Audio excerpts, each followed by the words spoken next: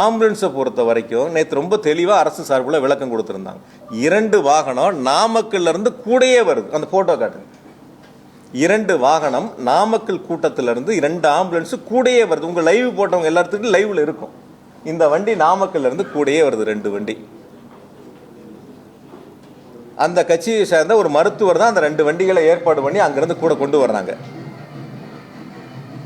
இதுக்கு பிறகு போதுங்க, நான் பண்ணுங்க. இதுக்கு பிறகு 5 வாகனங்கள் கரூர் மாவட்டத்தை சேர்ந்த அந்த கட்சியை சேர்ந்த மருத்துவடி மாவட்ட துணை செயலர் ஒருத்தர் 5 வாகனங்களை பேசி 3000 ரூபா வாடகைக்கு எடுத்து 15000 ரூபா பணம் கொடுத்து 5 வாகனங்களை தயாராக வச்சுருக்காங்க. அதுதான் அந்த 7 வண்டிகள். 5 வண்டி இவங்க ரெடி பண்ணது, 2 வண்டி கூட வந்தது.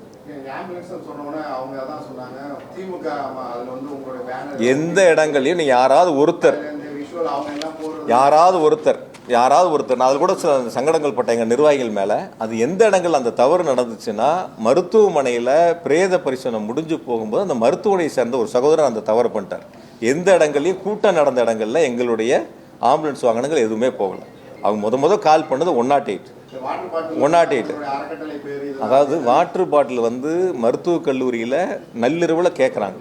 அப்போ கடைகள் அடைக்கப்பட்டிருக்கு. நம்மக்கிட்ட இருந்த வெளியில் இருந்த வரைக்கும் எடுத்துட்டாங்க. நம்மக்கிட்ட இருந்தது கையில் இருந்ததை கேட்குறாங்க, கொண்டு போய் கொடுக்குறோம். அங்கே உணவு வேணுங்கிறத கொண்டு போய் கொடுத்தோம். தனியார் மருத்துவமனையில் சிகிச்சை பெற்றவங்களுக்கு கட்டணங்களை நாங்கள் செலுத்தினோம். என்ன உதவிகள் வேணுமோ நாங்கள் செஞ்சோம். இது அரசியலாக பார்க்கல.